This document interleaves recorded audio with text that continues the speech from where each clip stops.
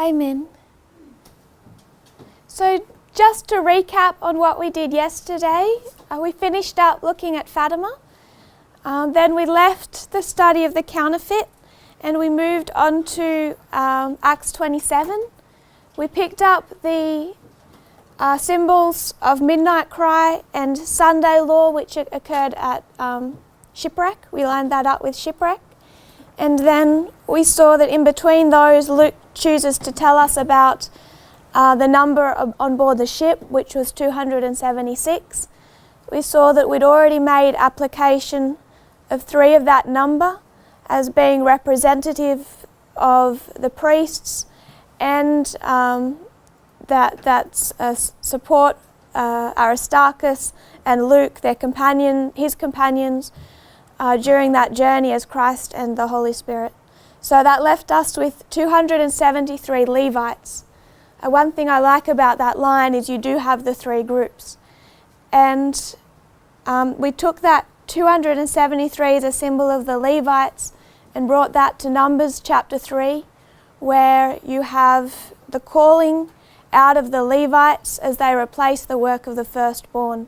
That's the only time I can locate the number 273 in inspiration, is with the calling out of the Levites, when there was 273 too few and they had to pay some type of ransom money.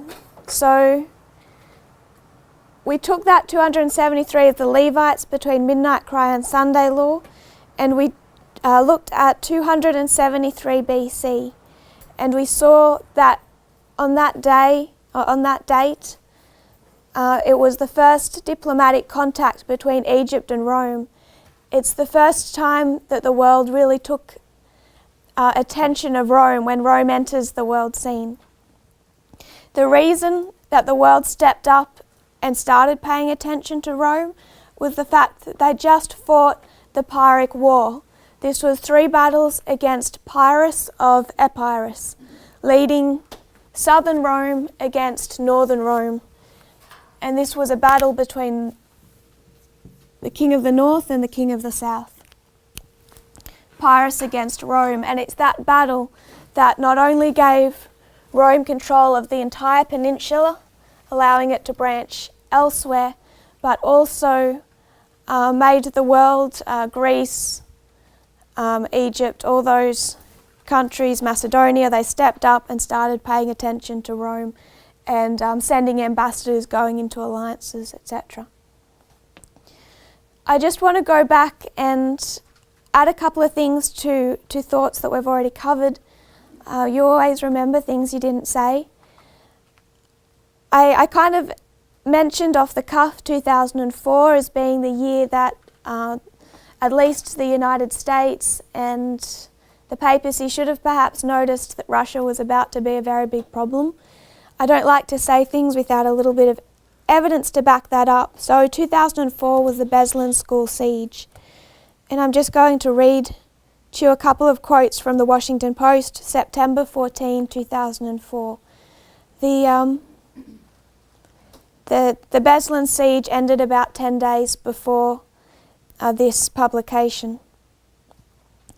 They say, Moscow, September 13, President Vladimir Putin announced plans Monday for a radically restructured political system that would bolster his power by ending the popular election of governors and independent lawmakers, moves he portrayed as a response to this month's deadly seizure of a Russian school.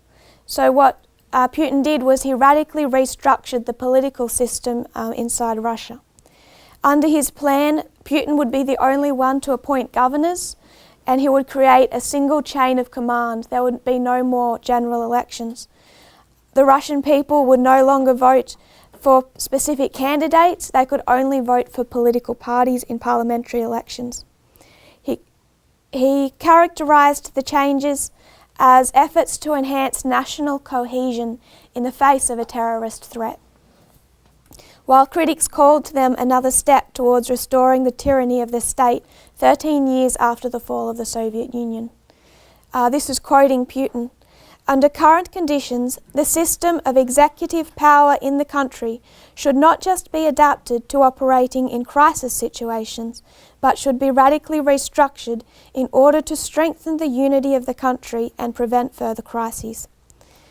Those who inspire, organise and carry out terrorist attacks seek to bring about a disintegration of the country, to break up the state, to ruin Russia. Sergei Mitrokhin, a former parliamentary leader from the Liberal Yabloko party, said, "It's the beginning of a constitutional coup, it's a step toward dictatorship." So Putin used the Beslan school siege as an excuse to radically restructure Russia's political system. And this is 5 years after he becomes president. So what I wanted to suggest with that history,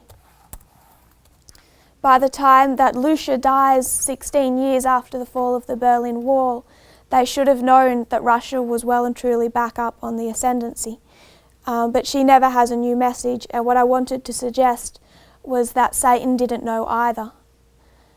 So, in that context, why didn't we know? Why did God hold his hand over that? For me, it gives, I think, a little bit of a clearer picture of the great controversy, that God doesn't purposefully make information hard to find. He doesn't purposefully withhold information from us. He wants to be able to tell us, but this is a proxy war, and you don't send all your plans to the enemy. So I'd like to suggest that's why it was also withheld from us. Russia would never have been able to come back. The one other thing I didn't mention that I would like to was the number 273, and this is just a curiosity. I'm not trying to make any profound application. But it's a fascinating number when you come to mathematics and astronomy. I don't understand, I love science, it's my favourite subject, but I don't necessarily have a solid grasp of it. But I have kind of looked into absolute zero, and it's that temperature at which all atoms cease to move. So this table is held up by moving atoms. Everything's bouncing against each other. That friction causes a solid structure. At absolute zero, those atoms cease to move. And it's a complicated argument about what happens when atoms cease to move. That's what gives everything form. I have read that at least gases would cease to exist, which is why they say we can't actually get to absolute zero. And absolute zero is minus 273 degrees Celsius. All movement stops at minus 273 degrees Celsius. You cannot get a degree colder because you cannot have something more than stop. Once it's stopped, that's it. So this is the point of all stopping. What Kelvin did was he saw that minus 273 degrees Celsius equals zero, and he thought it was a little silly to not just call it zero. So for the Kelvin scale of temperature, what he did was he just made minus 273 0 degrees, and then minus 272 1 degrees. So there's always a difference between of 273 between the Celsius and the Kelvin scale. It's also estimated to, some studies suggest that it is the period of human gestation, 273 days long.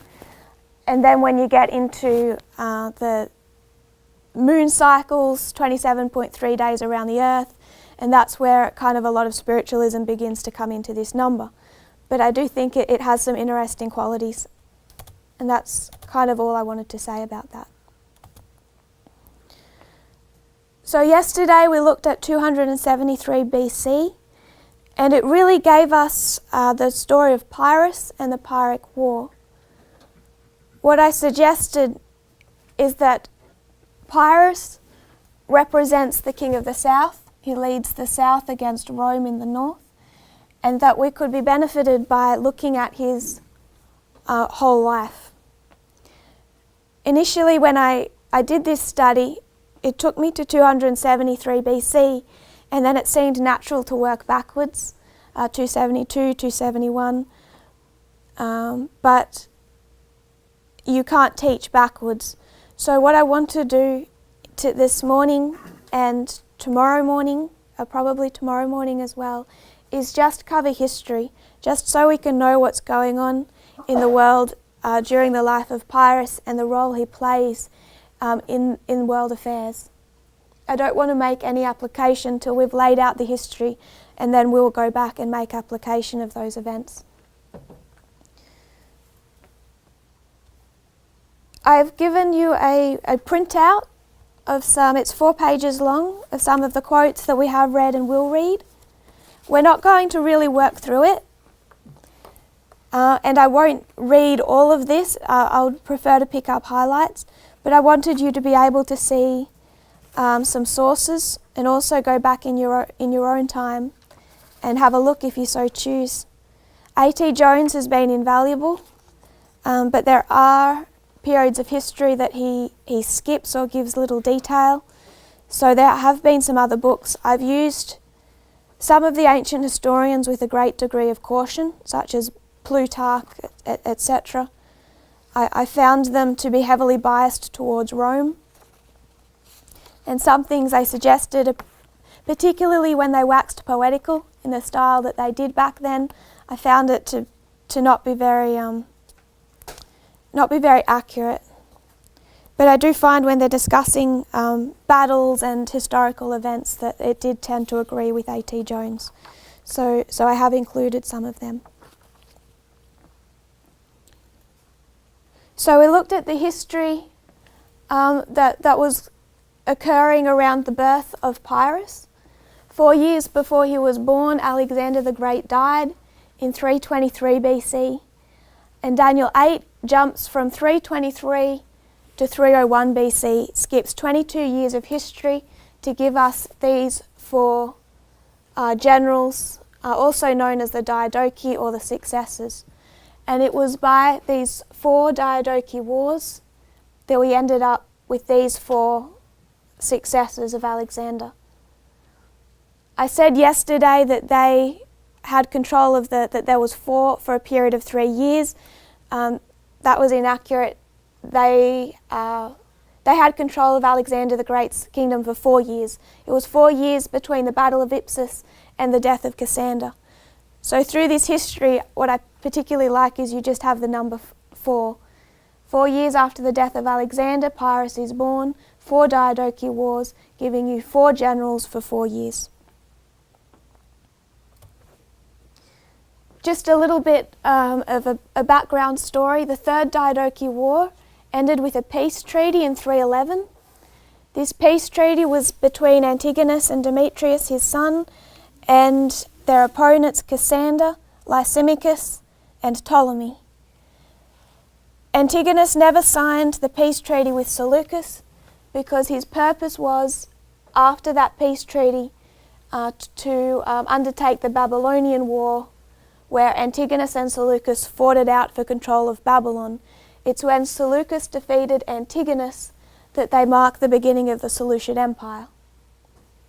And that occurred in 309, ending the Babylonian War. And Seleucus then undertakes his campaign east, where he heads all the way to India, brings back his elephants, etc.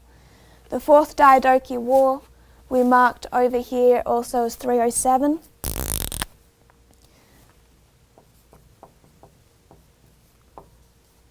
Ten years before, in 317, Cassander had placed a dictator in Athens.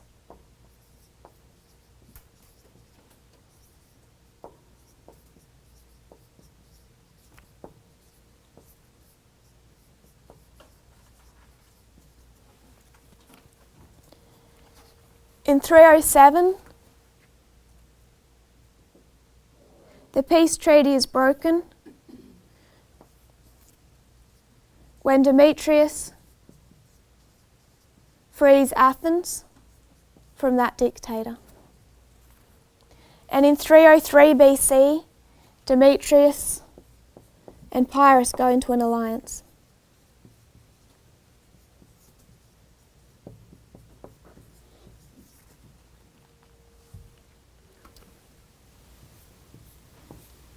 And this Fourth Diadochi War ends at the Battle of Ipsus in 301, where you had Cassander, Lysimachus, and Seleucus versus Antigonus, Demetrius, who is backed in this battle by a young Pyrrhus. Pyrrhus, only in his late teens, is undefeated in this battle. Demetrius, while the battle is lost and his father dies, this essentially also makes him king, because his father, who was really called the shots himself, didn't allow his son a whole lot of say. When he dies, Demetrius still has his own territory and his own navy, so he has all of that to fall back on, and he remains a king. These three, Cassander, Lysimachus and Seleucus, are known as the allies.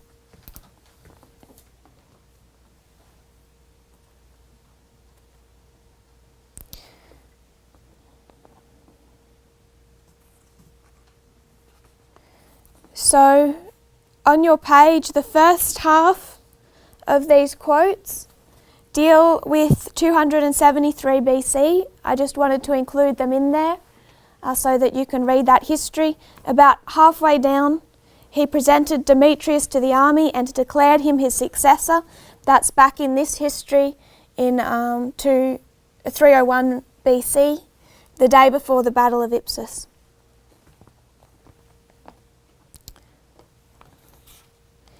It says, briefly before battle was joined, unexpectedly Seleucus appeared on the scene and joined Lysimachus and Cassander. This changed the entire situation. Plutarch offers some numbers, but they appear to be inflated. Still, it seems reasonably certain that after Seleucus' arrival, the armies were near equal in size. That is the extent of Antigonus's power at this stage. His army and his empire was equal to the other three at this stage combined. Ptolemy didn't show up to this battle. What happens in this battle is Demetrius is cut off from his father. Antigonus fights to the death, expecting any moment to be saved by the arrival of his son. But Seleucus drives his elephants between the two in that battle, and Demetrius is not able to get to his father in time, and Antigonus is killed.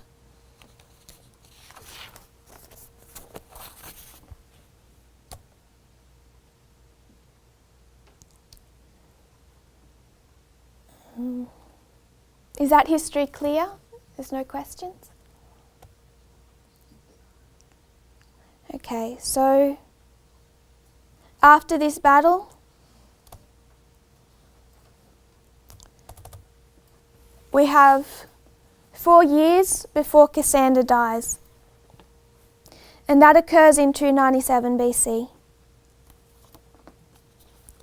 And this is A.T. Jones, page 2 at the top of your sheet.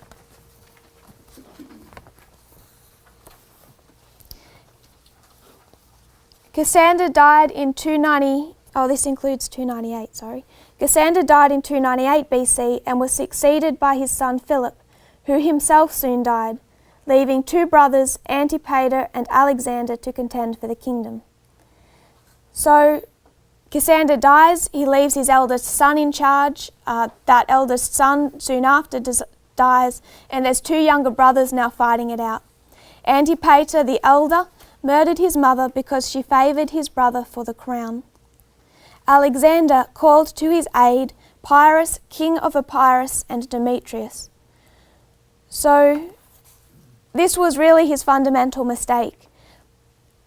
Antipater killing his mother, taking control of the kingdom, the younger brother fleeing, and he calls 2 kings to come to his aid, offering a reward if they will defeat his brother and give him the throne of Macedonia. This is a fight over Macedonia, this territory here, which was the area that Cassander had. Pyrrhus gets there first. He defeats the elder brother, Antipater, and places Alexander on the throne.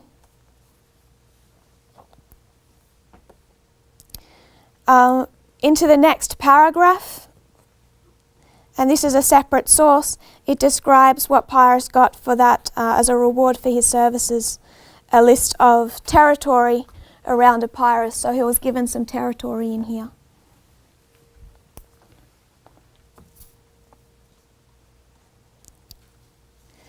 Demetrius, though, saw an opportunity, and he didn't want to lose the opportunity of intervening in the affairs of Macedonia.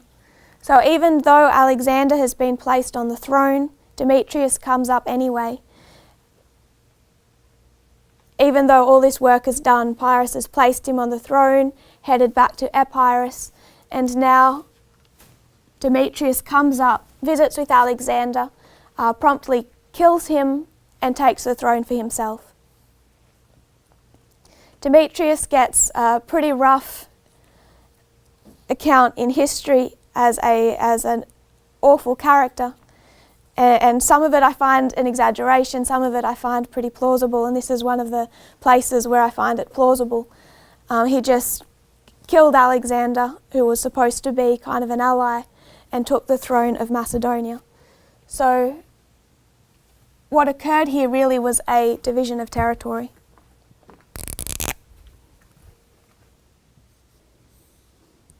Due to these affairs, Pyrrhus gained some of Macedonia and Demetrius gained the kingship.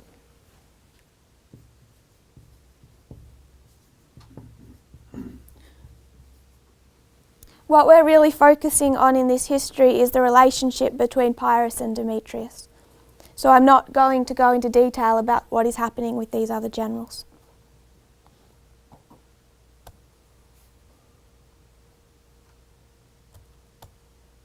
So we see in this history a dividing up of territory, although both kings desire the whole, and this affair over Macedonia really strained the alliance between Pyrrhus and Demetrius.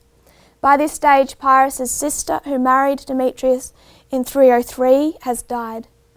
So this alliance is under heavy strain. So I've included a extremely rough map of Italy and Greece here, Greece being this area down the bottom. Please don't judge me too harshly, I cannot draw. So we have Italy over here. This is the location of Epirus, kind of just below the heel of Italy. Up above Epirus and to the east is Macedonia, and down south you have Greece with Thebes, Athens, Sparta, these kind of Greek nation states. So what is happening in this history really is that Demetrius has pretty much conquered much of the territory down here while also being king of Macedonia. So Demetrius's empire really clings around Epirus, again straining their relationship.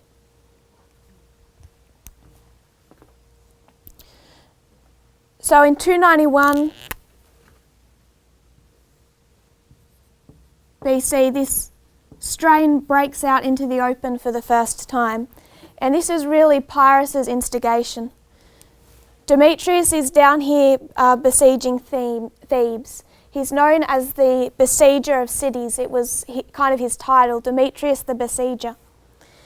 And he built huge siege weapons, battering rams that required 400 men to haul against the walls, huge structures that he would build and bring against cities. And it was primarily the way he liked to fight was besieging cities. And he's down here besieging Thebes. And Pyrrhus, for reasons we don't really know, decides to create a diversionary campaign. And what he does is he invades this area here. Comes out of Epirus with his army and invades. And what he's doing by doing this is he's cutting off Demetrius, who is down, kind of stuck by Thebes, from his kingdom of Macedonia. So he's actually cutting through Demetrius's empire and diverting him from Thebes. It doesn't appear that he actually ever wanted a battle, because when Demetrius abandons the siege temporarily and marches up to face him, he pretty much just turns tail and runs, and he runs back to Epirus. So it really didn't do Pyrrhus much good. This area he invaded is known as Thessaly.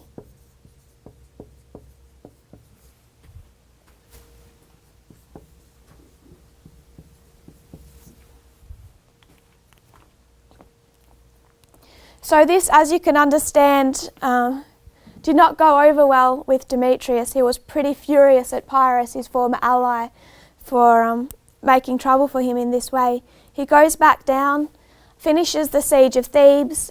He's victorious, as he usually was. And then, when that siege is over, he's up for a fight. And what he does is he marches his army up from Thebes, all the way up through Epirus, and pretty much just ravages Epirus.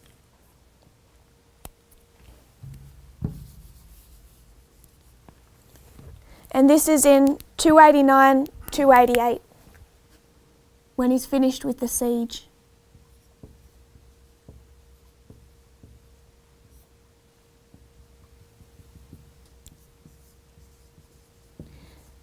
Pyrrhus tries to come against him,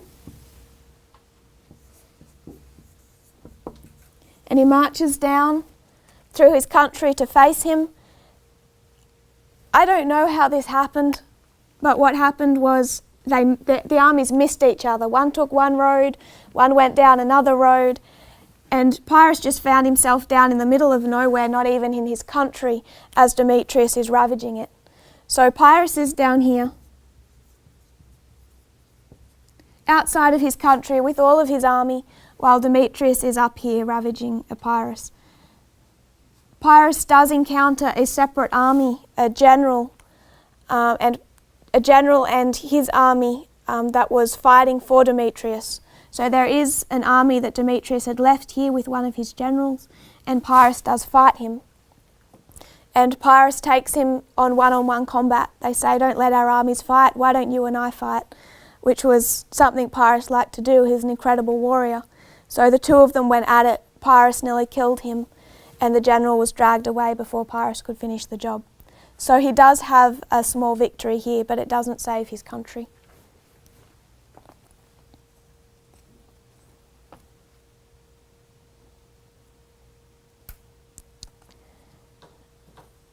So after this invasion, Pyrrhus also then attempts to come across here and fight Demetrius. Demetrius was sick with some type of illness. It wasn't it was life-threatening, but it didn't last. He recovered fully. But while he was sick, Pyrrhus tried to continue this and take him out over back in Macedonia, but he's just driven back.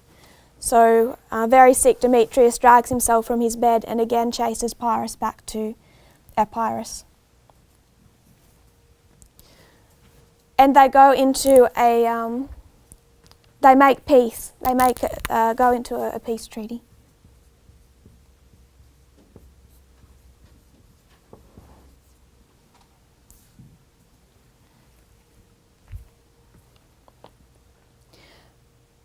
And this lasts only till 287. It's a very short peace treaty.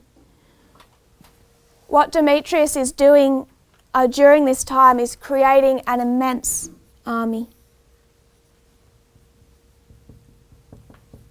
A huge military build-up. By this stage, he's created an empire that is virtually as powerful as his father's ever was. And that's described in a couple of these quotes. Page 2.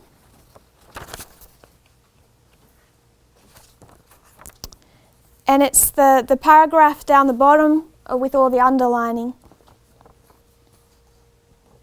It says, Demetrius characteristically already had his eyes elsewhere and was busy building up a large army and navy for a campaign in Asia Minor, evidently in the hope of restoring the Antigonid Empire in the east, his father's empire.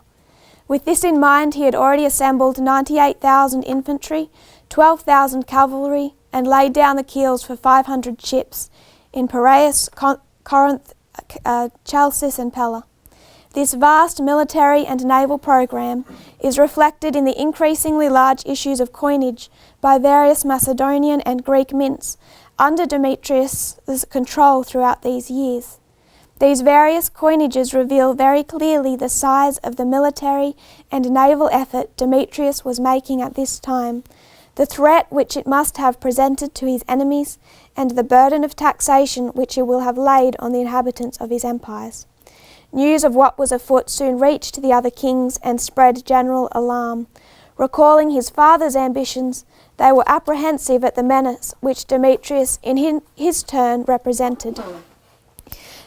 Now that he controlled Macedonia and at least part of Greece, sometime in 288, therefore, Seleucus, Ptolemy, and Lysimachus made an alliance against him and sent a joint embassy to Pyrrhus, urging him to ignore his agreement with Demetrius and to attack Macedonia. So this military build-up is seen as a massive threat by, again, our three surviving generals, Lysimachus, Seleucus, and Ptolemy. They send ambassadors to Pyrrhus, asking him to join them in this alliance against Demetrius. So this alliance is organised in this history of 288, and in 287 they come against Demetrius. Pyrrhus joins the allies.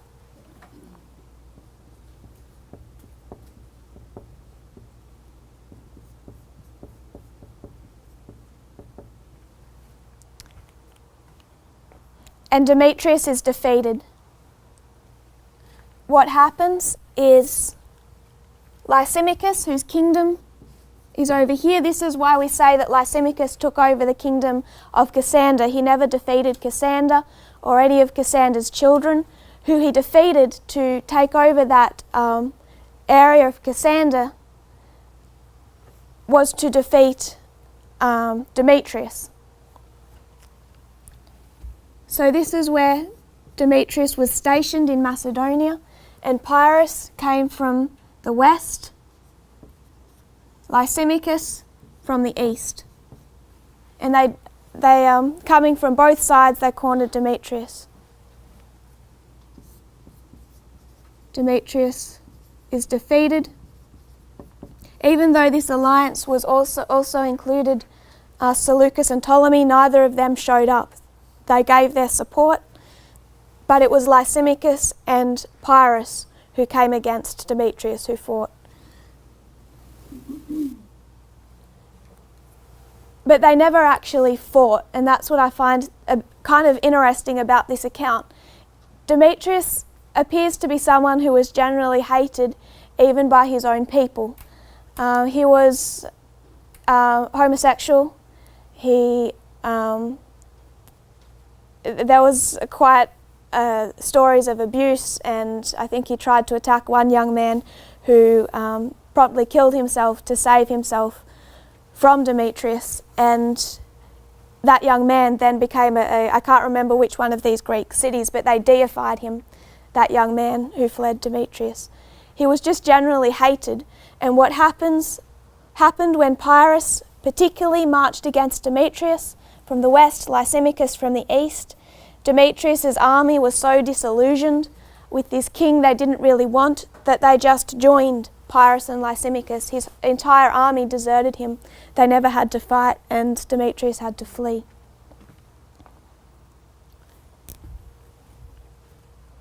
So much of Demetrius's territory landed without any battle into the hands of Pyrrhus, purely by the fact that it was mostly Pyrrhus that his army and all these cities decided to join. So they just gave themselves to Pyrrhus. And what you had, essentially the end of Demetrius, he fled, and soon after he was taken by Seleucus. He lived the rest of his life out under house arrest by Seleucus. And this area of Macedonia was divided into east and west between Lysimachus and Pyrrhus. So you have an east and west division.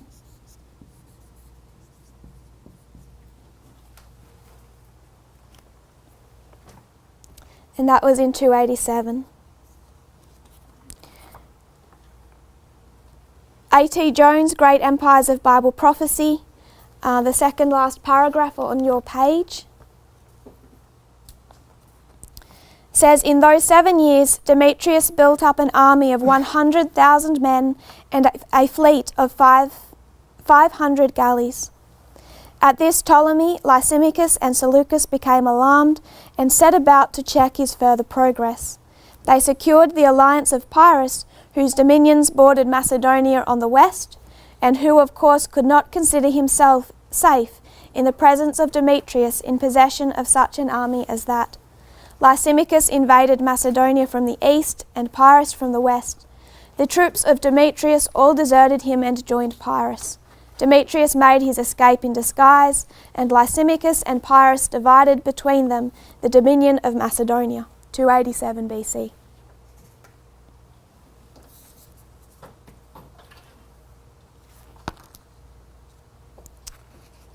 The next quote is by The Legacy of Alexander, A.B. Bosworth.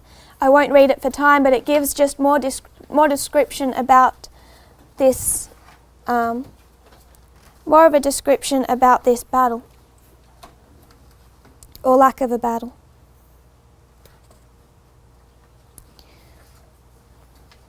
What happened then is, instead of tension between Pyrrhus and Demetrius, now there is this tension between Pyrrhus and Lysimachus, because particularly Lysimachus is not content with just the east. He's jealous of Pyrrhus and how much Pyrrhus has gained through taking the western half of Macedonia, and Lysimachus desires all of it.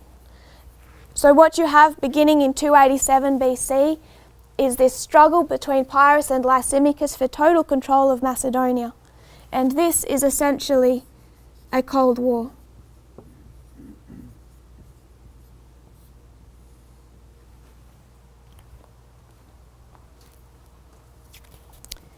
The following quote on your last page says, Lysimachus soon succeeded in sowing such distrust among the soldiers who had lately gone over from Demetrius to Pyrrhus, that they now went over from Pyrrhus to Lysimachus. This so weakened Pyrrhus that, rather than to contend against the power of Lysimachus, he, with his own Epirotes and original allies, returned to his own country of Epirus. Epirus. This left the whole of Macedonia to Lysimachus, who formally took possession of it and added it to his dominions. This is the process by which Lysimachus gains the territory originally ruled by Cassander.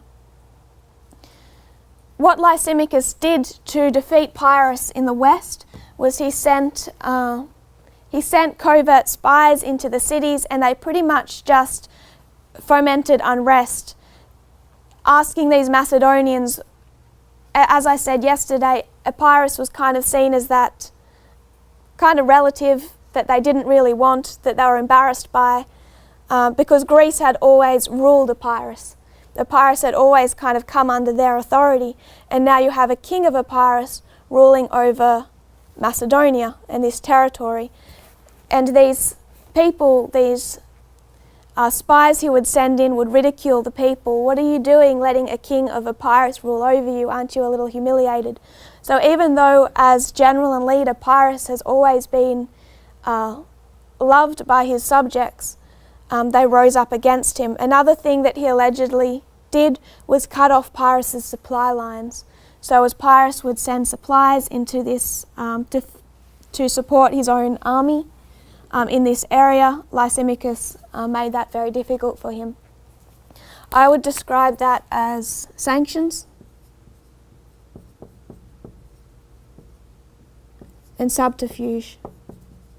Pretty much the two elements that you find in a Cold War. And that process ends in 285. Pyrrhus has lost everything, all of his territory that he'd gained over this whole history except Epirus itself.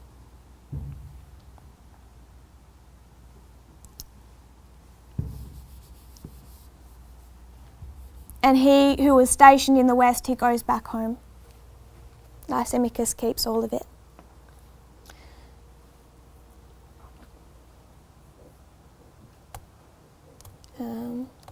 Just see if there's something I've missed.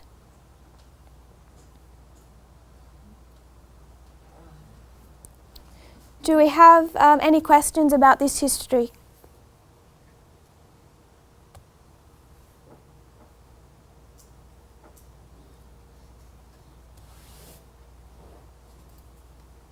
So, Lysimachus' tactics to gain the kingdom include covert operations. He undermined Pyrrhus and essentially economic sanctions in cutting off his supply lines. These attempts are successful and Pyrrhus is forced to surrender and return to his own kingdom, losing all that he had gained to the hand of Lysimachus. We can see that in 285 BC, Pyrrhus has lost all but his original nation state of Epirus, and at that same time Demetrius' downfall is complete. This marks the end of Pyrrhus' time in Macedonia. So up till here, this is Pyrrhus in Macedonia, which was essentially a failure. Now, I want to move on to Pyrrhus' time in Italy. It's in 285 BC, this same year, that the war in Italy essentially begins, or the beginning stages of that war.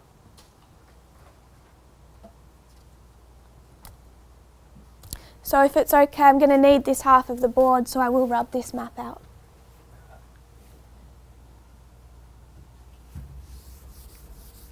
If you can try and keep this in your mind, because we're about to go into the history of, actually I will just describe it quickly, into the history of Italy.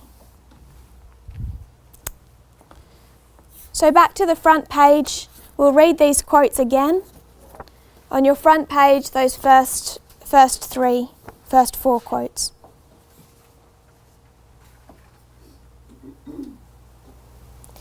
In 273 BC, Ptolemy II of Egypt established diplomatic relations and friendship with Rome. The reputation of the Romans beginning now to spread through foreign nations by the war they had maintained for 6 years against Pyrrhus, whom at length they compelled to retire from Italy and return ignominiously to Epirus, Ptolemy Philadelphus sent ambassadors to desire their friendship, and the Romans were charmed to find it solicited by so great a king. The following year, the Romans sent to Egypt 4 ambassadors in return for this courtesy from Philadelphus. Rome's defeat of Pyrrhus was a clear declaration to the rest of the ancient Mediterranean world that the Romans had arrived on the world scene of warfare and power politics, and recognition of this fact was no long time in coming. I'll leave those quotes there. What I want to look at now is how this war began. How did Pyrrhus become involved in the affairs of Italy? We briefly touched on it yesterday, so we will review. We understand that by 285 BC, even into these years prior, Rome has essentially gained control of all of the northern half of Italy, pretty much down to the ankle of the boot. But scattered around this southern portion are Greek city-states, and these are all Greek. And there's quite a lot of them. And Greece has kind of always been seen to have authority over this region. The chief, or who considered themselves the chief city-state, is Tarentum, who kind of had a sphere of influence, you could say, over all the other city-states. There's also this other one on the other side of the Gulf of Taranto called Thurii, and it's Thurii that allied themselves with Rome.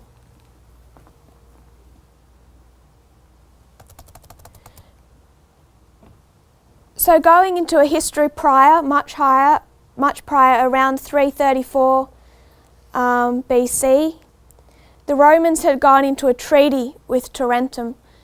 This treaty indicated that they wouldn't interfere with the politics of this region, and also, very specifically, they would never sail ships into the Gulf of Taranto. So they would never sail their navy down into this kind of sensitive region in the Gulf, and they would also not interfere with the affairs of southern Italy.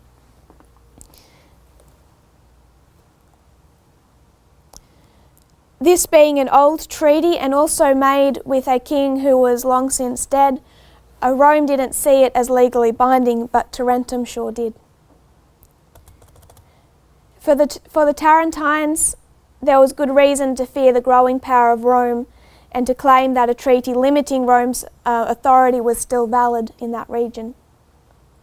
In 285 BC, this same date, where Pyrrhus is driven back to Epirus, Thurii, which is the southwestern corner of the Gulf of Tarentum, was under attack by the Lucanian tribes. Thurii appealed to Rome for help rather than to its strong but rival neighbour, Tarentum. And this was the aristocratic leaders. As I said, there were these two divisions, and it was the aristocrats who preferred to go into alliance with Rome as they saw that would have more financial benefit, them being generally the wealthy. So Thurii, to protect them from these invading Lucanians, send ambassadors up to Rome and ask for some type of alliance of protection. And Rome loved to work that way.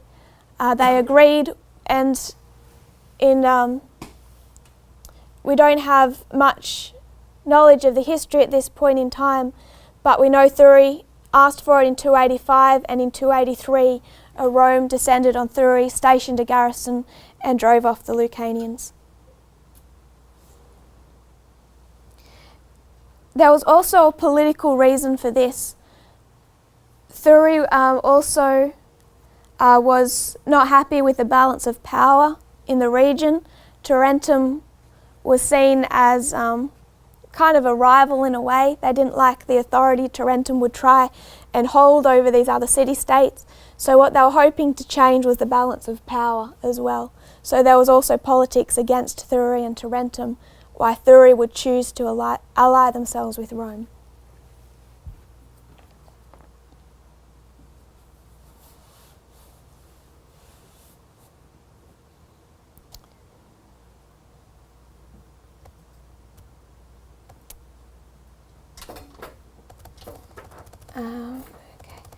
The two rival factions I mentioned, aristocrats and the Democrats. The Democrats wishing to stay aligned with Taranto and Greece, the aristocrats to align with Rome, and those two factions existed in many of the city-states.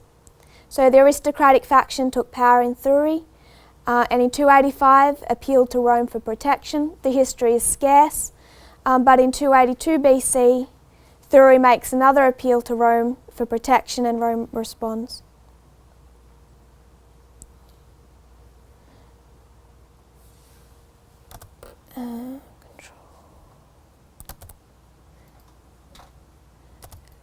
Thurii's appeal to the barbarian city on the Tiber, to Rome, is a clear indication that Rome had now emerged as the acknowledged hegemonic power of the entire peninsula, and that Roman fides could be counted on to provide security against external attacks.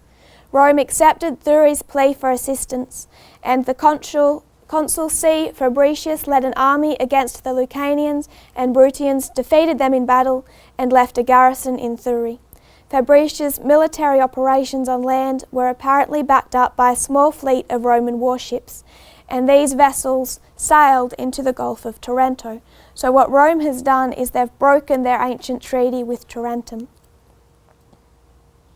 And this was kind of a strategic move. This is where I start to doubt those ancient historians who paint Rome really as the good guy, just trying to keep the region in peace, help out a friend, not really looking for war. That's how a lot of the historians describe Rome, and I really don't buy it. This was strategic by having Thurii under their control. They could, first of all, they're right in the centre of the south, and they also have a certain amount, this being on this city stationed on the Gulf, it also gives them power within the Gulf of Taranto, where they had a treaty with Tarentum that they would never enter. So Tarentum, as you can imagine, is not pleased.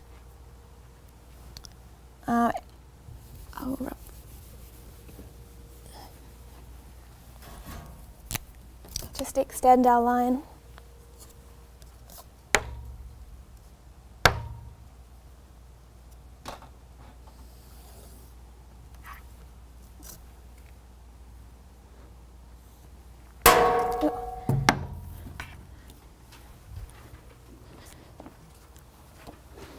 So in 282, Tarentum responds. So what I want to mark here is a change. We're changing from the history of Macedonia to the history of Italy. So I'll just mark it by another colour. 285, Thurii appeals to Rome, changes their alliance and the balance of power in Italy.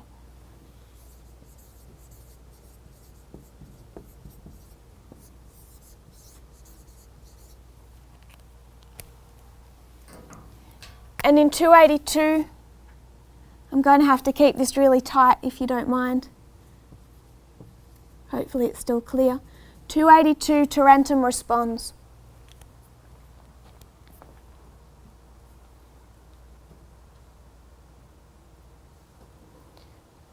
So to summarise, there's two spheres of influence in Italy. Thurii chooses Rome over Tarentum. It's really a case of pick your dictator. And some of these other city-states are also increasingly looking to Rome for protection, overlooking Tarentum. The very southern and strategically placed Thurii does this in 285, which provokes Tarentum. In 282, Tarentum attacks the fleet of ships stationed in that gulf. It's a fleet of 10 ships. They sink 4, capture 1, and the other 5 ships flee. They then invade Thurii, expel the garrison, and sack the city. So you have Tarentum come against Thurii and expel that garrison. It pretty much forces Thurii back under its own sphere of influence. Thurii, significantly weakened, pretty much sunk into the condition of a dependent ally of Rome, and was after this date protected by a Roman garrison. No record of it is found in future battles. 282, Tarentum attacks Thurii.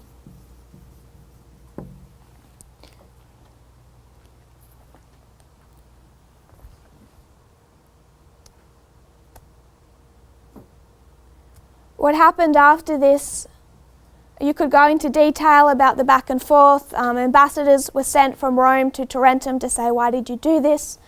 The historians, who I don't put a lot of faith in, said Tarentum insulted them and instigated this war. But really the net result is that Rome declared war on Tarentum.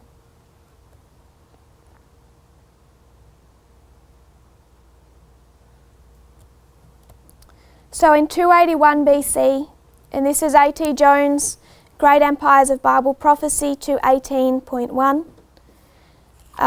Talking of Pyrrhus, shortly after he had returned thus to his own country, in 281 BC there came to him ambassadors from Tarentum and from all the Greeks in Italy, bearing to him the invitation to become their general and lead them in war against the Romans. They promised that the Tarentines, the Lucanians, the Samnites, and the Messapians would bring into the field 370,000 troops. So Tarentum isn't strong enough to take Rome on directly. They send ambassadors over to Epirus, and this was something that those city-states had done before. What they tended to do was to look to their more powerful Greek neighbours for assistance in fighting their battles, and they asked Pyrrhus to take on this war on their behalf. So they also promised him that these other city-states and tribes would join him in fighting Rome. And in 280 BC, Pyrrhus arrives in Tarentum.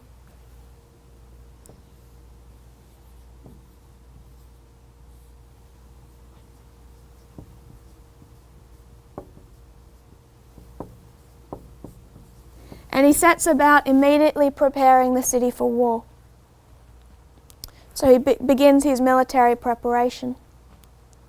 He was hoping to have time to gather all those tribes that had promised assistance, to fortify the city, to train the men of the city to fight with his army. But all of that is cut short. Rome is already marching on Tarentum, and there is no time for preparation. He sends out ambassadors, sends them up to the Roman army, tries to act as a mediator, say, why do we need to fight? Maybe I can mediate Tarentum and you can sort this out without fighting. And Rome rejects all efforts. They just want to fight this war. Really what Rome has to gain from fighting this war is all of Italy. And that's one of the reasons I believe they were never trying to avoid it in the first place. What follows is 3 battles.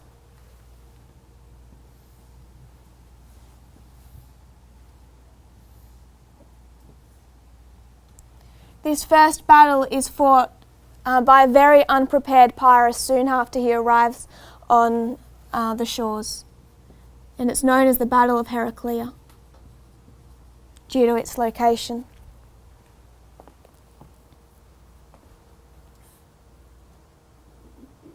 According to A.T. Jones, before the promised troops of Pyrrhus's allies had come to him, he learned that a powerful army of the Romans was marching against him. Pyrrhus sent a herald to ask the Romans whether they would accept him as arbiter between them and the Greeks in Italy. They replied, "The Romans neither take Pyrrhus as an arbiter nor fear him as an enemy." A battle was fought in 280 BC near Heraclea in Italy, in which the Romans were defeated with a loss of 15,000 men, Pyrrhus himself losing 13,000. So this first battle of Heraclea is won by Pyrrhus. You might have heard the phrase a Pyrrhic war or a Pyrrhic battle. It's become one of those phrases that you use in different situations to describe a battle or a war where the party that wins at such great a loss that it's a greater loss to themselves that it's not really a victory. So you could say that, let's say you won a court case, but really you had to pay a lot of money. It didn't give you much benefit. You could say it was a Pyrrhic victory. You might have won something, but at such a great loss to yourself that it was virtually not worth fighting in the first place. And that's where this phrase comes from the Pyrrhic War, where Pyrrhus wins these battles, but at such great a loss to himself that, as he says after the second battle, if I have one more victory like this, I'm ruined, essentially, paraphrasing. So first battle of Heraclea in 280 BC, and this is in the autumn.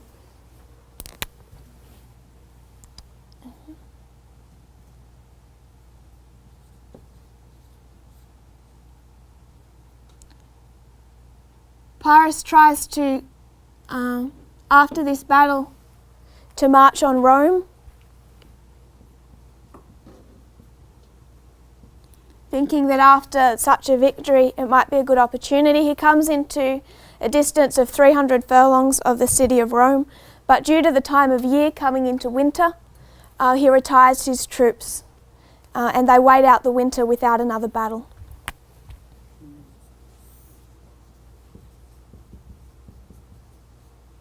That's the Battle of Heraclea.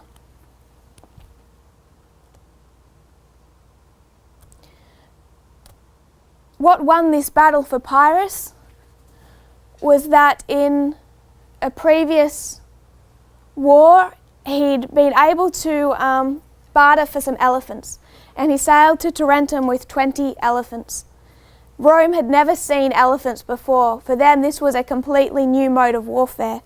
And when Pyrrhus turned up at the field of battle with 20 war elephants, the Roman soldiers, for all their training, were terrified.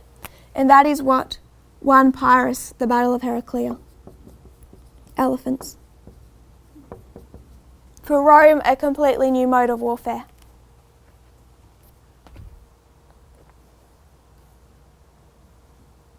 After this battle, all of those allies, meant to be allies of those Greek city-states, they were kind of holding off a little just to see what would happen, not wanting to get involved in a war that might lose to Rome.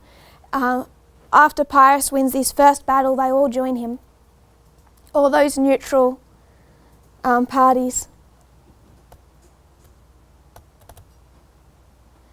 It's interesting, this battle, while we talk about Panium, this battle is fought between Heraclea and Pandosia. I just find that interesting. So you could also call it the Battle of Pandosia. The next battle is the Battle of Asculum in 279 BC.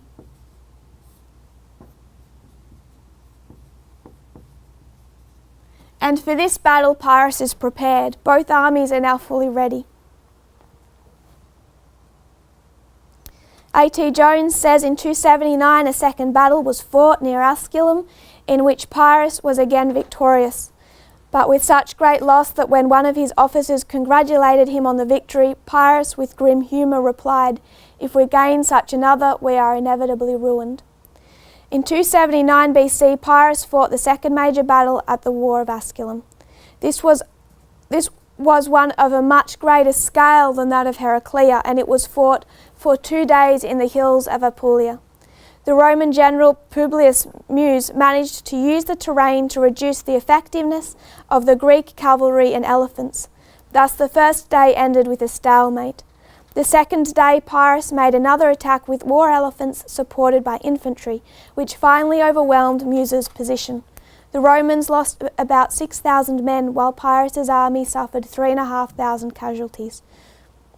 I want to note that this battle is on a much larger scale, and it's over 2 days. What happened over this winter period is that Rome, afraid of these elephants, trying to counteract them, they build these carts that they called, strangely enough, anti-elephant carts, and they built 300 anti-elephant carts, and they're essentially just carts on wheels with spikes, flame throwers, anything that they thought could either kill or make an elephant afraid. And these carts fail, they're just broken up, and again it's the elephants that win the Battle of Asculum.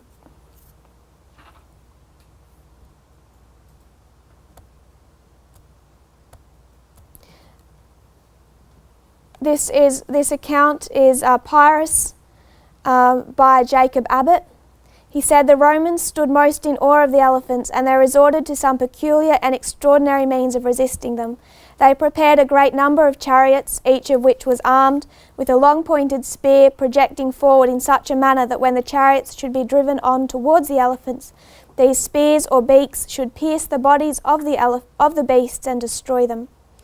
The chariots too were filled with men who were all provided with firebrands, which they were to throw at the elephants and frighten them as they came on. These chariots were all carefully posted in front of that part of Pyrrhus's army where the elephants were stationed, and the charioteers were strictly ordered not to move until they should see the elephants advancing." So this Battle of Asculum is much more, they're much more prepared for than the Battle of Heraclea, both parties. But again they fail. What happens after the Battle of Asculum is a very, very tentative armistice.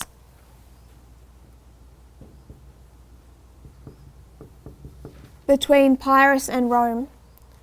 One of the reasons Pyrrhus wanted this armistice is Rome is just rebuilding their army so quickly with so many people to call on, whereas Pyrrhus, far from his country of Epirus, he can't rebuild and recover so quickly, and he knows that he's been weakened even in his own victories. So he goes into this armistice with Rome. The other reason being is that just below that toe of Italy, you have the island of Sicily.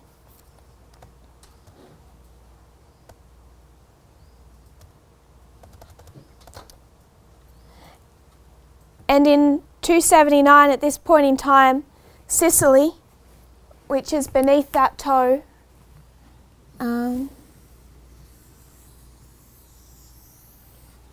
Sicily, which is down here, they are pretty much ruled by the Carthaginians. So Carthage has taken over this area of Sicily. And the Carthaginians are acting as tyrants. So what the people of Sicily do is they send ambassadors up to Epirus and they say, come and fight for us and clear our island of Carthage. Men with tidings,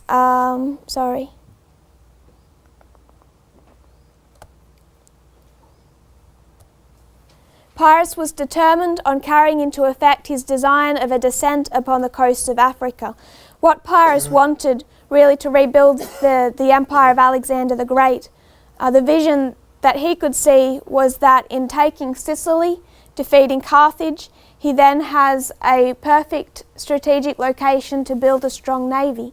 Once he has a strong navy in Sicily, he can go down and defeat Carthage. Once he has Carthage, he can rebuild, come up underneath Greece and take Greece. Once he has Greece, he can go over, take Macedonia. Once he has all of that area, he can just come back and defeat Rome. So he's got big plans. It's not just taking Sicily, it's a strategic plan by which he's going to come full circle, and he wants everything. That was very much his nature. So he goes into this tentative armistice with Rome to free him up to sail down to Sicily.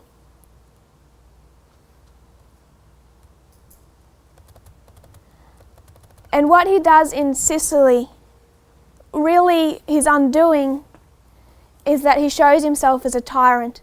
Sicily were expecting this king to come and free them from Carthage, but they get something much worse than Carthage. And Pyrrhus shows a bit more of his, not the good side of his nature down in Sicily. In trying to build this navy and this huge army, he pretty much turns himself into a dictator. I'll read some of this description from the Roman Antiquities by Dionysius. And he says, Pyrrhus down here, he took away the estates of many of the powerful people, distributing them to his own friends and allies. He assigned the chief magistrates in the cities to be his own shield bearers and captains. He pretty much disregarded all local laws and customs. He was settling lawsuits and controversies and all kinds of civil matters. Pretty much took over control of the entire island, and this is not what they had asked for. He began taxing them to build this navy that he would need to take on Carthage. Perceiving that many people were becoming hostile to his presence in Sicily, he introduced garrisons into the cities, taking as an excuse the war threatening from the Carthaginians. He arrested the most prominent men in the city and put them to death, alleging plots and treasonable acts. What he did in this history and what he considered to be his undoing for the rest of his life, in that running short of funds, he took the sacred treasures of Persephone. What he did is he went into a pagan temple and desecrated it. So in this time period, he shows himself as a dictator. And he desecrated a temple.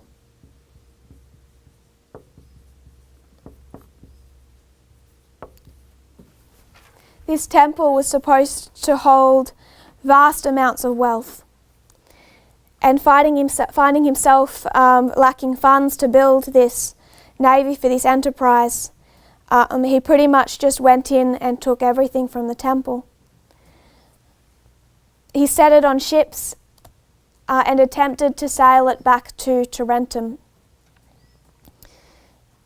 The Roman Antiquities continues to state that the ships, upon putting out from the harbour in Sicily, found a land breeze and made progress, but an adverse wind sprang up, and holding through the entire night, sank some of them, drove others into the Sicilian Strait, and in the case of those in which the offerings and the gold yielded by the offerings was being transported, drove them ashore on the beaches of Locri. The men on board the ships were submerged and perished in the backwash of the waves, and the sacred moneys, when the ships broke up, were cast ashore on the sand banks nearest to Locri. The king, terror-stricken, restored all the ornaments and treasures to the goddess, hoping thereby to appease her wrath. You find this story in quite a few different accounts with some different details. They don't necessarily agree, but they agree on the core subject, that he desecrated a temple, that he tried to send that to Tarentum, that those ships were wrecked, and that Pyrrhus, for the rest of his life, believed that by angering this goddess was the reason for all of his future ruin.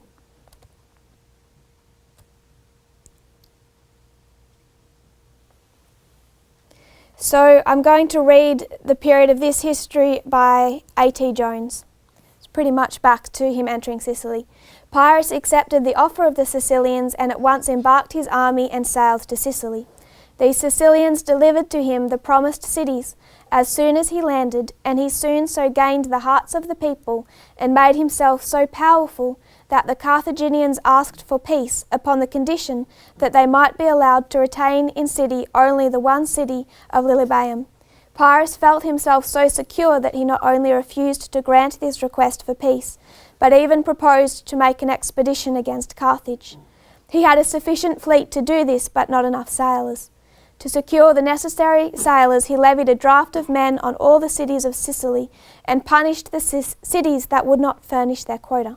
This caused great dissatisfaction to the people of Sicily, and as Pyrrhus pushed his exactions, he finally drove the Sicilians into a league with the Carthaginians and the Mamertines against him. So what the Sicilians do is they decide that Carthage was a better master than Pyrrhus, and they go back to Carthage and say, will you come back and drive off Pyrrhus?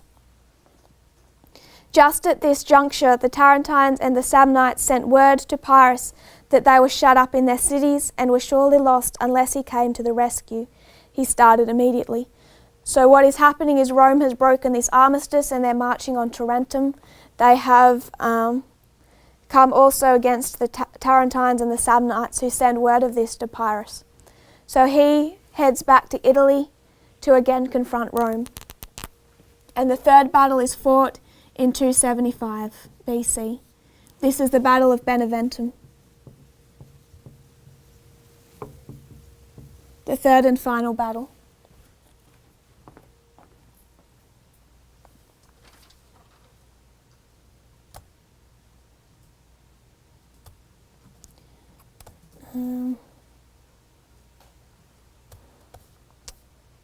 Also in this time period, Rome was going into an alliance with Carthage against Pyrrhus as well. So the Battle of Beneventum was fought in 275 BC. Coming to Tarentum, bringing 20,000 foot and 3,000 horse. He took on the best troops of the Tarentines and led them against the Romans.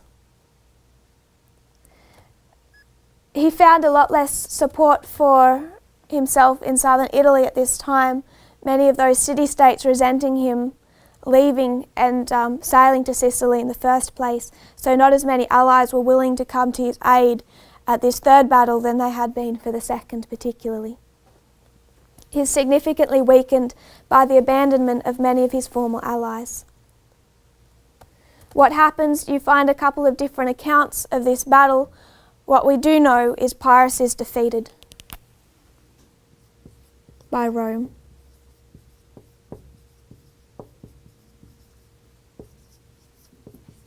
How is he defeated? What happens in this battle is, I'll give you one account, and that is that there was a young elephant among Pyrrhus's elephants, and that younger elephant was badly injured. Its cries reached the ears of its mother, and its mother, in her desperation, turned around from heading into the Roman army and led all the elephants back in a charge over Pyrrhus himself. So this is what they do agree on, Pyrrhus was defeated by his own elephants. So again, elephants decide this battle even though Pyrrhus is defeated.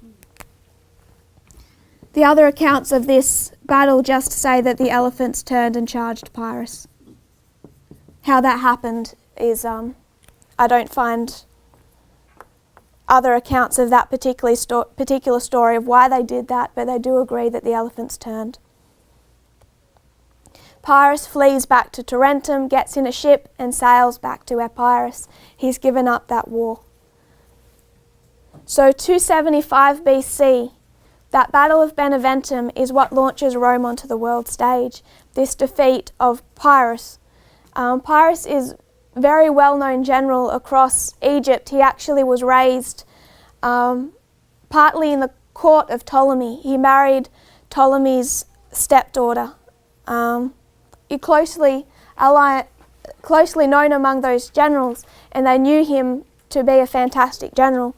So the way that Rome fought this war really gained the attention of the rest of the world, Macedonia, Greece, of all of our generals. So in 275 BC, the Pyrrhic War ends when Pyrrhus flees Tarentum. I just want to note some interesting characteristics of the name Beneventum.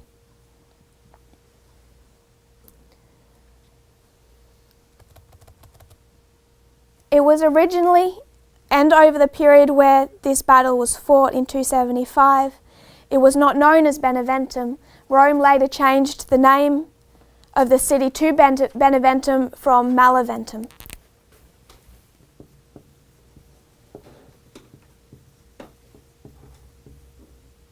In 275, it was known as Maleventum. Maleventum means bad event or bad omen. And then, after winning a couple of battles at Maleventum, Rome, finding the name superstitious, being superstitious, they changed it to Beneventum, which means good event.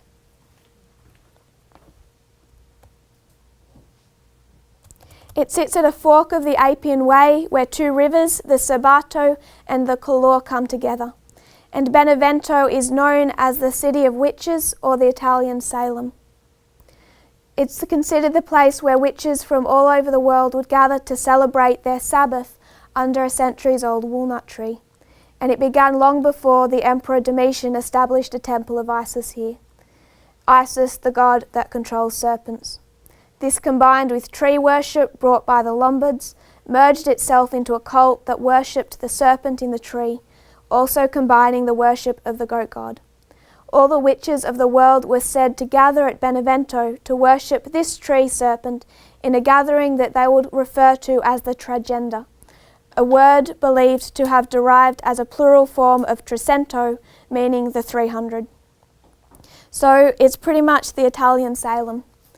And the witches would gather there in the Tragenda, meaning the 300, and they would chant the call, Ungent, Ungent, carry me to the walnut tree of Benevento, above the water and above the wind and above all other bad weather. It is said that among their rites, the witches had the custom to meet in the nights between Saturday and Sunday around a big walnut tree to give birth to their demoniac Sabbath. Benevento featured many of the famous witch trials of the Dark Ages, and when that persecution ceased, some of Europe's most famous witches pretty much chose to live in Beneventum.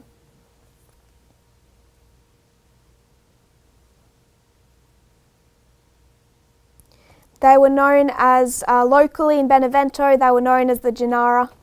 possibly from Dianara, a priestess of Diana. So that's the context of the city of Benevento. What I find particularly is that meeting that would take place on a Saturday night to welcome in their false Sabbath. The reason I particularly find that interesting is if we're going to make this, as we said before, 275, 273, 272, Benevento lines up with Panium, and we already know that the studies that have been done on Panium and the word Pan. So 273, Egypt sends ambassadors to Rome, which is pretty much the quotes you find on the front of that page. 272 BC,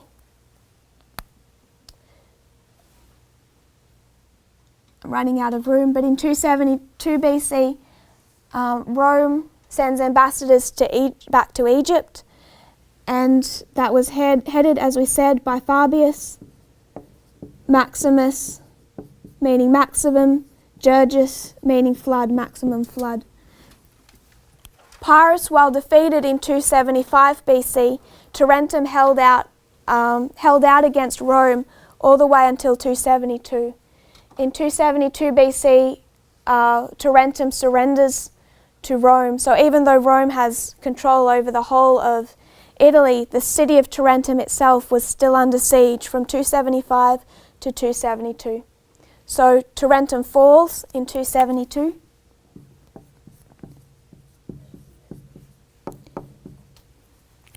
The other thing that happens in 272 is Pyrrhus, who has fled back to Epirus. He's engaging in a different war back down there in Greece. And in 272 he is killed.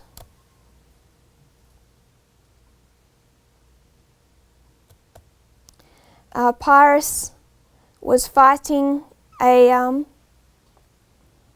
battle in the streets of Argos. He had been fighting I believe it was Sparta. And in that battle his firstborn son had died. Pyrrhus didn't handle that so well, so when he rushes into battle the next time he's not thinking clearly, he doesn't make very good decisions, and he finds himself fighting against Argos, and really what was meant to be an invasion of the city, he ends up inside the city walls fighting street to street, hand to hand combat. And what happens is, in fighting a soldier, the account goes that it was a tight street battle with a Spartan soldier, and this soldier's mother was watching the battle from a window, and she throws a tile down, connects with Pyrrhus, stuns him, knocks him off his horse, and the Spartan soldier cuts off his head. So I find that account interesting, the way he's defeated by a woman, essentially. But Pyrrhus is killed in 272, Rome sends ambassadors to Egypt, and Tarentum falls. The other thing I want to note is Pyrrhus is 46 years old.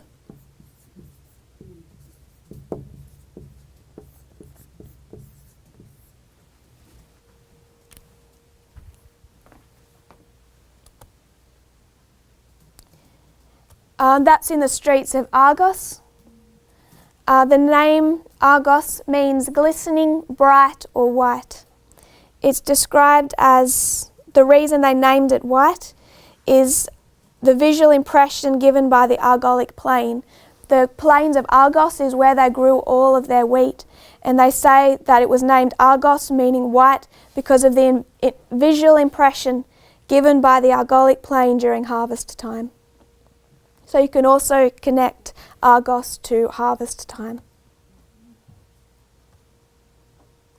And they say, The History of Rome by Theodore Mommsen, for the first time Italy was now united into one state under the sovereignty of the Roman community. So this, really, we've begun the life of Pyrrhus, or his interaction in world affairs, with this Fourth Diadochi War, this alliance with Demetrius, which he really exhibits at the Battle of Ipsus, fighting alongside Demetrius against the Allied forces. We see the division of Macedonia after this battle between Demetrius and Pyrrhus.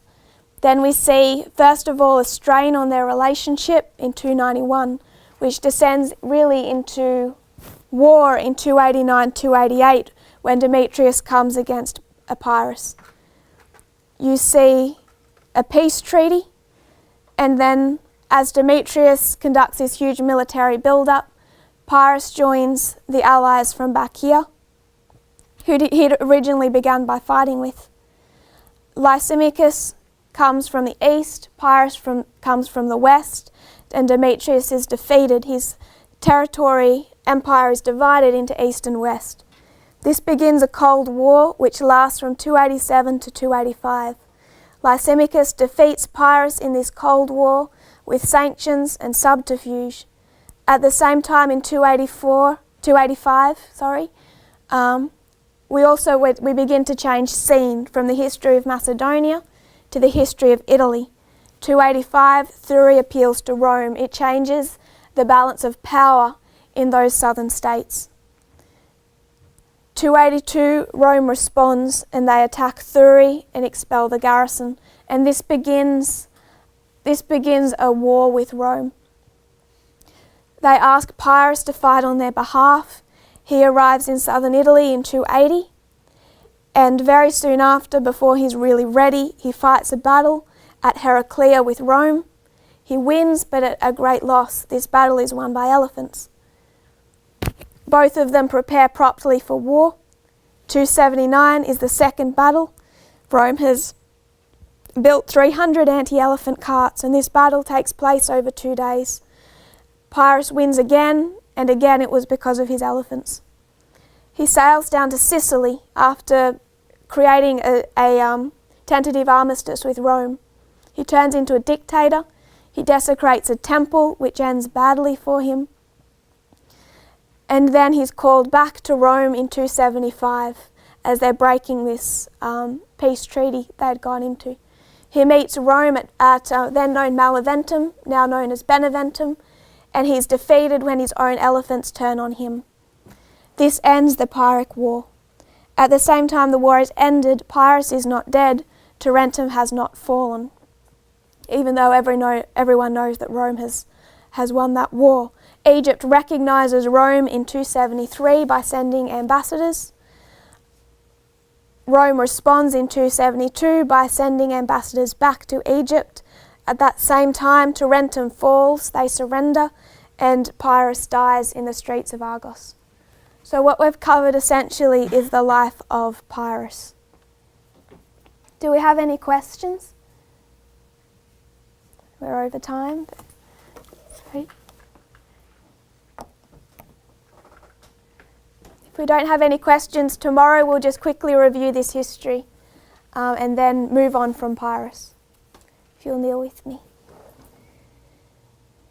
Dear Father in heaven, thank you, Lord, for our blessings. Thank you for this new day and the ability to come together and to study. Lord, we know that your voice is as many waters, Lord.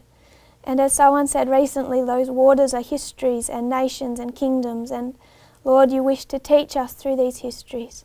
I pray, Lord, that you'll guide us in our studies, direct us to what we need to know for this time, that we might be prepared both mentally, in heart and mind, and also that we can do our duty, what you have raised up this movement to do in both the churches, the world around us. I pray you'll be with each head bowed as they go through the day. You know the individual battles, the individual studies and work being undertaken by each person here, and I pray that you will bless that and guide. I pray this in Jesus' name. Amen.